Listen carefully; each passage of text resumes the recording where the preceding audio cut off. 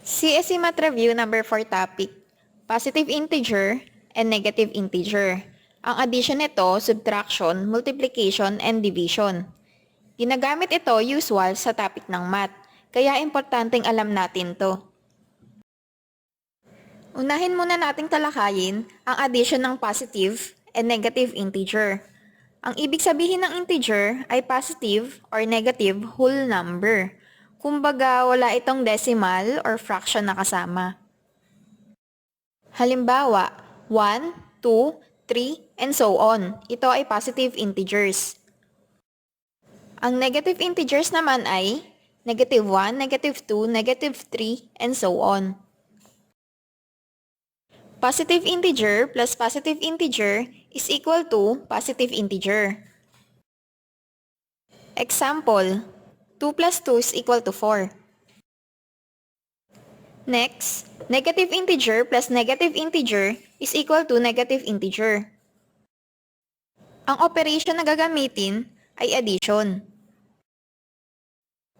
Example, negative 2 plus negative 2 is equal to negative 4. Negative ang sign ng sagot if parehas ang given. Example, negative 3 plus negative 3 or negative 4 plus negative 4 and so on. Next, positive integer plus negative smaller integer is equal to positive integer. Subtraction naman ang operation na gagamitin natin.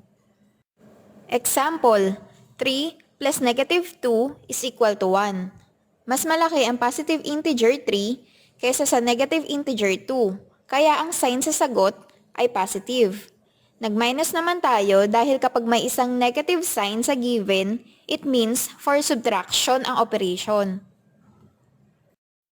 I-illustrate natin if what operation to use. Kapag ang sign ng integer ay positive plus negative or negative plus positive, for subtraction tayo. Then kapag ang sign naman ng integers ay positive plus positive or negative plus negative, for addition na ito. Next, positive integer plus negative bigger integer is equal to negative integer. Ang operation nito ay subtraction. Always remember the illustration. Mag-example tayo, 3 plus negative 4. Since may isang negative sign sa given, we do subtraction. 4 minus 3 is equal to 1. Then get the sign of the highest integer sa given. So the answer is negative 1. Ang susunod ay pag-minus ng positive at negative integer. Positive integer minus positive integer is equal to positive integer. The operation is subtraction. Example, 6 minus 5 is equal to 1. Next, negative minus negative is equal to negative integer. We use operation subtraction. Ito ang illustration sa subtraction of integers if what operation to use. Kapag ang sign ng integers ay positive minus negative or negative minus positive, for addition tayo. Ito ay kabaliktaran ng operation sa addition rules. Sa addition kasi, for subtraction ito. Kapag ang sign naman ng integers ay positive minus positive or negative minus negative, it is for subtraction. Example, negative 7 minus negative 6. Kung ang minus sign followed by a negative sign, ito ay magiging plus sign. Do the subtraction. 7 minus 6 is equal to 1. Then copy the sign of the highest integer which is negative. Ang sagot ay negative 1. Next, positive integer minus negative integer is equal to positive integer. Ang operation ay addition.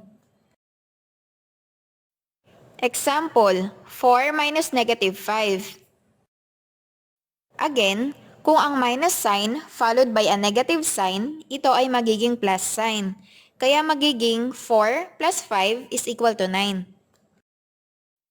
Kaya 9 ang tamang sagot. Next, negative minus positive is equal to negative. We use operation addition. Example, negative 6 minus 3.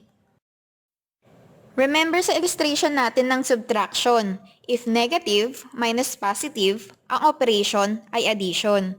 So, 6 plus 3 is equal to 9. Then, ang sign na gagamitin sa sagot ay yung sign sa highest integer which is negative. Negative 9 is the answer. Let's move on. Pumunta naman tayo sa multiplication of positive and negative integer. Sa multiplication, may two rules. First, positive times positive is equal to positive integer. Same with negative times negative is equal to positive integer. Example, 2 times 2 is equal to positive 4. Next example, negative 2 times negative 3 is equal to positive 6. Sa second rule, negative integer ang sagot kapag positive times negative or negative times positive. Example, 3 times negative 5 is equal to negative 15. Second example, negative 4 times 5 is equal to negative 20. Susunod natin ay division of positive and negative integer. Ang rules sa division ay same lang sa multiplication. Positive integer divided by positive integer is equal to positive integer. Negative integer divided by negative integer is equal to positive integer. Example, 2 divided by 2 is equal to positive 1. Then negative 8 divided by negative 4 is equal to positive 2. Negative integer naman ang sagot kapag dinivide ang positive integer sa negative integer at kapag dinivide ang negative integer sa positive integer. 2 divided by negative 2 is equal to negative 1. Next example ay negative 6 divided by 2 is equal to negative 3. Tandaang mabuti ang illustration ng rules sa addition, subtraction, multiplication, at division dahil magagamit din ito sa next topic na numerical reasoning.